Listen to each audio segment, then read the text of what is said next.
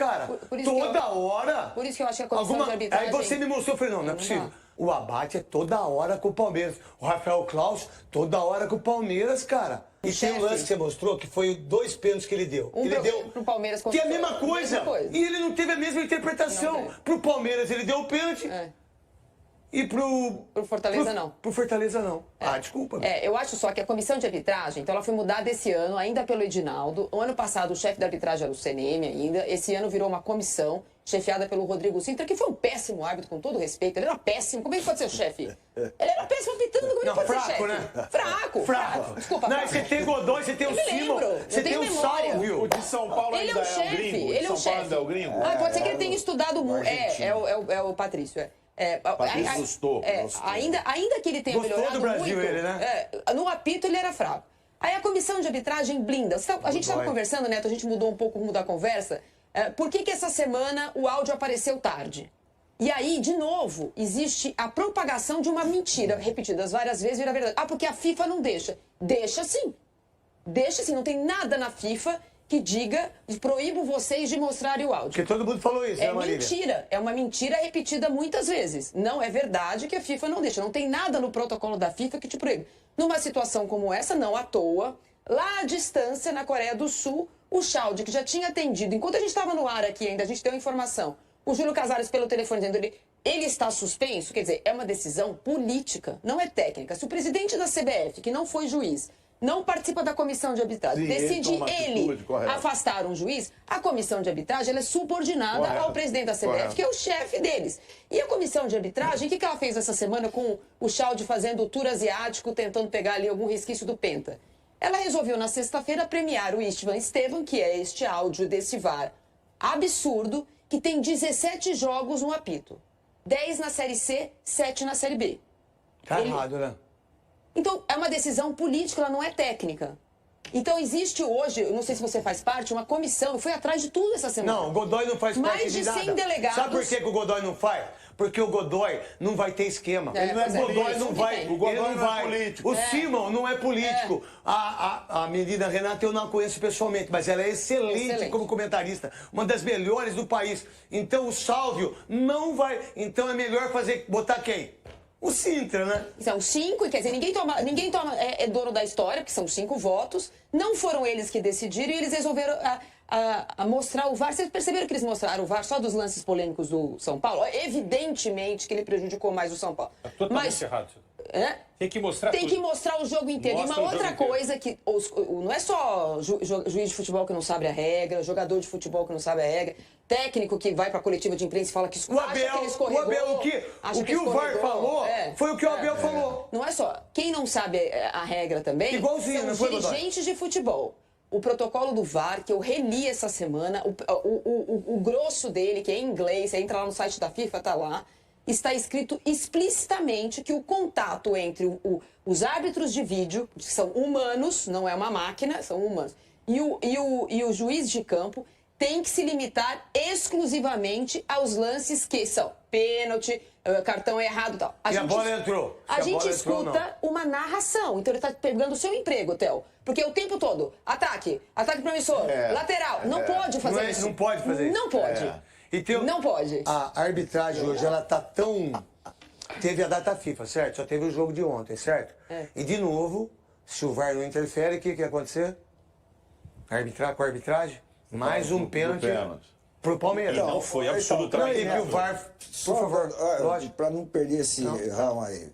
Nós estamos saindo aí 3, 4 dias depois, um jogo envolvendo o Palmeiras com um acontecimento desse.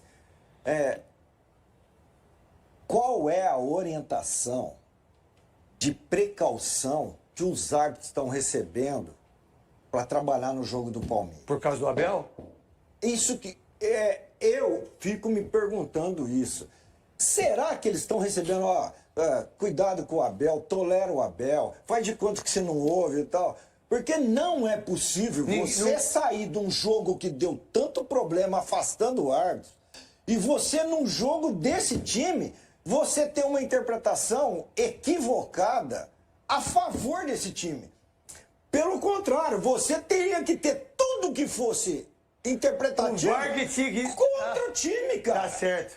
Outro time que é pra Entendi. mostrar, ó, aqui não tem esquema pra esse time, não. Entendi. Aí eles vão lá e comete. Eles vão lá, não. O árbitro vai lá e comete o equívoco a favor. Ah, não foi. Se o VAR me chamar e provar, mostrar que foi, eu marco. Tá. Mas na dúvida, não foi, não é e não tem. E mais, o que os árbitros são humilhados pelos técnicos e treinadores desse país, auxiliares, preparadores físicos, é um absurdo. Vocês não têm mais moral, ou estão sem moral, melhor dizendo, estão sem moral em uma coisa que é muito ruim para um árbitro de futebol, ou para um juiz de futebol. Mas, árbitro, é quando a gente joga, falando por mim como jogador, e o cara não tem credibilidade dentro do campo. Eu matava ele. Sim, mas tá acontecendo. Sem gesticular, eu quebrava ele dentro do campo. Tá acontecendo. E eles todos estão sem credibilidade. Aí vem o Theo, vem eu, vem o Quesada, vem a Marília. Então vocês estão sem credibilidade nenhuma para apitar. Precisa blindar a arbitragem. Blindar a arbitragem. Vamos analisar o que você fez, Neto. Você tá errado, vamos te punir. Você não tá errado se o Theo, como técnico, Quesada como dirigente, Marília como membro da comissão técnica, falou, vai a julgamento. Acabou. Vai a julgamento. Neto, nos últimos tempos, a gente viu o Abate fazer o que ele fez. É o segundo, né? Todo mundo. Rapidinho. Técnico bom, juiz bom, fazendo o que fez. A gente tem falado do Abate todo final de semana. A gente fala mais dele que do Memphis. Ele joga, ele parece mais em campo do que o próprio Memphis no Corinthians. E o outro que aconteceu outro dia que a gente discutiu, o Wilton Pereira Sampaio. O Neymar na frente dele fez o que fez, ele não expulsou. Nossa, isso foi ridículo. Eles não fazem nada. Agora nós temos o Palmeiras 3 pontos à frente do Flamengo e os dois... 2 vitórias a mais. Um jogo a menos do que o Cruzeiro. O Cruzeiro tá ficando fora do páreo, Cosme? O Palmeiras tá tirando o Cruzeiro. Eu acho que o Palmeiras, como os matemáticos estão falando, tem 70% de chance de ganhar já. Pois é uma loucura. Claro que essas matemáticas, elas levam em conta quantos jogos faltam, como é que você joga bem, joga fora. É muito a partir do que você já fez, né? Eu acho que tá, eu diria, hoje 35, 35 e 30, é muito? Eu acho que os três estão na briga ainda. E aí o Palmeiras está no momento melhor. Depois da data FIFA, eu estava falando com o Nori, o Palmeiras voltou voando e o Flamengo deu uma oscilada. Vamos ver agora. Estou sendo pressionado aqui, tal qual o Neymar. Os três estão na briga ainda? Então, mas melhorou muito pro Palmeiras. Os três estão na briga ainda? Na briga e domingo, Palmeiras e Flamengo. Vai apitar você, viu? Sem VAR. Neste domingão de título para o Cruzeiro no Campeonato Mineiro Sub-20. O Cruzeiro goleou a equipe do Coimbra com grande atuação e agora o Cruzeiro comemora o título do Campeonato Mineiro Sub-20. 8-1 foi o placar, com 2 gols de Juan Gabriel, 2 gols de Batistella, fez melhor dizendo. Bruno Alves marcou também, o Kenji, o Nicolite e o Ryan Leles. 8-1 para o Cruzeiro. E esse foi o placar final do título mineiro Sub-20. Capitão Bruno Alves levantou a taça. Bonitos gols. Quem quiser acompanhar depois no YouTube da TV Cruzeiro, tem todos os detalhes, hein? Cruzeiro garantindo aí o título mineiro Sub-20. Os crias da Toca comemorando neste domingão. E aí, a galera fazendo a festa na Toca da Raposa 1, o Cruzeiro campeão mineiro da categoria Sub-20. Agora, os crias aí à disposição do técnico Leonardo Jardim. Por falar em Leonardo Jardim, hoje a preparação para o clássico de quarta-feira teve sequência com o mesmo panorama de ontem. Wanderson e Christian treinando normalmente com o grupo.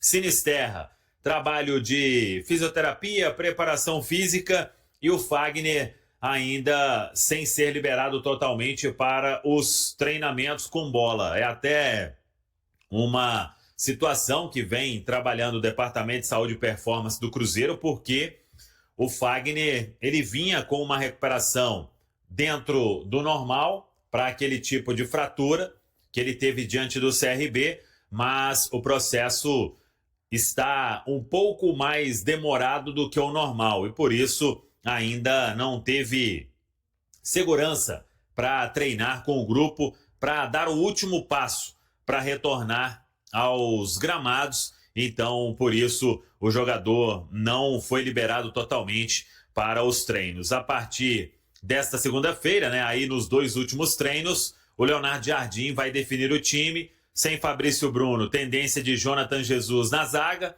O William está de volta na direita. Aí Cássio no gol, Jonathan em Vidalba, Kaique na esquerda. Lucas Romero está de volta ao meio campo. Com Lucas Silva, Christian deve retomar também a sua vaga entre os titulares. Fica a dúvida se o Wanderson já volta também na ponta esquerda. Matheus Pereira e Caio Jorge. O Caio Jorge é outro que retorna. Caio, Lucas Romero e William. 3 retornos importantes que tem o técnico Leonardo Jardim. Fica essa dúvida quanto aos jogadores que vão atuar pelas beiradas.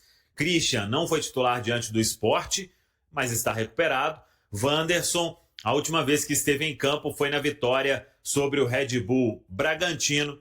E aí é aguardar então esses 2 últimos treinamentos para o técnico Leonardo Jardim montar o Cruzeiro que encara a equipe do Atlético Mineiro na Arena. Para a gente fechar, Campeonato Mineiro Feminino, o Cruzeiro com 12 pontos conquistados em 4 jogos, 4 vitórias e defendendo aí o título da categoria no estadual, Campeonato Mineiro Feminino.